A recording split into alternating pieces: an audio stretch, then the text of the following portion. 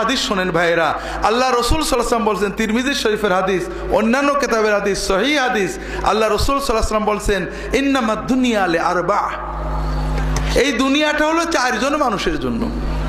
রাজুলুন আতাহুল্লাহু Malan ওয়া ইলমান, একজন মানুষকে আল্লাহ তাআলা সম্পদও দিয়েছেন, ইলমও দিয়েছেন, অর্থাৎ আল্লাহ তাকে টাকা পয়সা শক্তি মর্যাদা দিয়েছেন। আর এই টাকা পয়সা শক্তি মর্যাদা কোথায় ব্যয় করলে আল্লাহ খুশি হন সেই জ্ঞানও তার আছে। কাজেই সে ফাহুয়া ইউনফিকুহু ফি হাক্কিহি, সে তার সম্পদ শক্তি ব্যয় করে মানুষের কল্যাণে। যেখানে ব্যয় করলে আল্লাহ খুশি হন, হাসপাতাল বানায়, মাদ্রাসা বানায়, মসজিদ বানায়, এতিমদেরকে দেয়, গরিবদেরকে দেয়, দরিদ্র অসহায় মানুষের সেবায় দেয়, আত্মীয় স্বজনের জন্য ব্যয় করে। আল্লাহ যেখানে ব্যয় করলে খুশি হয় সেখানে ব্যয় করে। এই লোকটা সওয়াব পাচ্ছে না গুনাহ পাচ্ছে?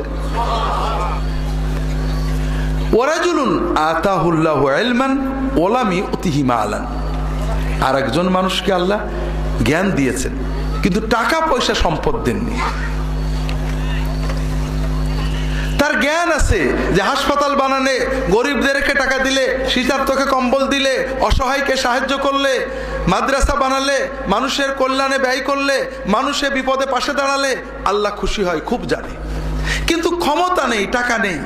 সে বলে, আল্লাহ ওই ব্যক্তির মতো টাকা সম্পদ যদি আমি পাইতাম, আল্লাহ আমি মানুষের পাশে দাঁড়াতাম, আমার টাকা দিয়ে আমি হাসপাতাল বানিয়ে দিতাম, মাদ্রাসা বানিয়ে দিতাম, ওই গরিবদের পড়াশোনার ব্যবস্থা করতাম, অসহায়দের বৃত্তি দিয়ে দিতাম, আলেমদেরকে সহযোগিতা করতাম। খুব ইচ্ছা তার, প্রচন্ড ইচ্ছা, দৃঢ় ইচ্ছা, স্থির সিদ্ধান্ত, টাকা পেলেই ভালো কাজ করবে। আল্লাহ রসুল সাল্লাল্লাহু আলাইহি ওয়াসাল্লাম বলছেন যে ওই ব্যক্তি, প্রথম ব্যক্তি টাকা ব্যয় করে ভালো কাজ করে যে সওয়াব পাচ্ছে, দ্বিতীয় ব্যক্তি কোনো টাকা ব্যয় না করে, কোনো কাজ না করে, শুধু মনের দৃঢ় উদ্দেশ্য, ইচ্ছা, নিয়ত, বাসনার কারণে সমান সওয়াব লাভ করছে। আল্লাহু আকবার। আল্লাহর ওলি হওয়া কত সহজ! শুধু আপনার মনের দৃঢ় ইচ্ছা, দৃঢ় সিদ্ধান্ত, আল্লাহর কাছে আপনি সওয়াব পেয়ে যাচ্ছেন। গুনাহও কিন্তু এরকম ভাই। আল্লাহ রাসূল সাল্লাল্লাহু আলাইহি ওয়াসাল্লাম বলছেন, রাজুলুন আতাহুল্লাহু মালান ওয়া লাম ইউতিহি ইলমান, আরেকজনকে আল্লাহ সম্পদ দিয়েছেন, দুর্ভাগ্য সম্পদ কোথায় ব্যয় করলে আল্লাহ খুশি হন জানে না। ফাহুয়া ইয়াখবিতু ফীহি, তার টাকা, তার শক্তি, সম্পদ অন্যায় করে, জুলুম করে, অন্যায় বিচার করে, সিনেমা হল বানায়, যাত্রা নিয়ে আসে, সার্কাস নিয়ে আসে, যুবকদেরকে মদ খাওয়া শিখায়, মাদকতা শিখায়, দল ভারী করার চেষ্টা করে, মানুষের ভিতরে অশ্লীলতা বেহায়াপনা প্রসার করে, মানুষের কল্যাণে ব্যয় করে না। এ লোকের গুনাহ হচ্ছে না সওয়াব হচ্ছে?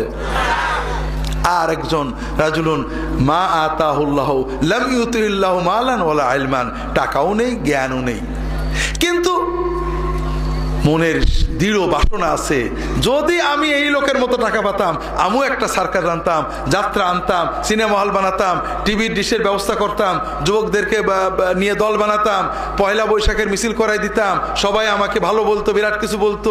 মনের খুব বাসনা। আল্লাহ রসুল সাল্লাল্লাহু আলাইহি ওয়াসাল্লাম বলছেন, ওয়া হুমা ফিল বিজরি সাওয়া, ওই আকাম করে যত গুনাহ পাচ্ছে, শুধু আকামের দৃঢ় সিদ্ধান্ত করে এই চতুর্থ ব্যক্তি তেমনই গুনাহ অর্জন করছে। কাজেই ভাইরা, দুনিয়ার বিচারে কর্ম, শুধু কর্মই দেখে মানুষ, আর আল্লাহ কর্ম দেখেন, কিন্তু মনটাই সবচেয়ে বড়। কথা বুঝতে পারেননি? তাহলে আল্লাহর ওলি হওয়া সহজ না কঠিন ভাইরা?